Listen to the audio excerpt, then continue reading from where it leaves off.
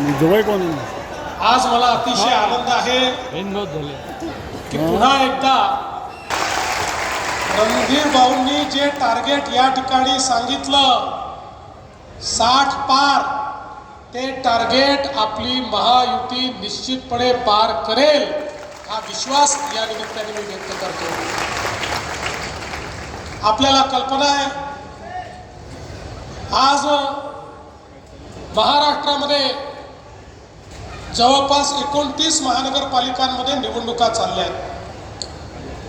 महाराष्ट्र हा देशामध्ये 2 क्रमांकाचा नागरीकरण झालेलं राज्य आहे।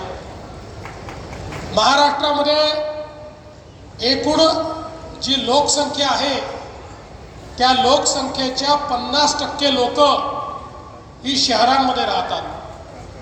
जवळजवळ 6 कोटी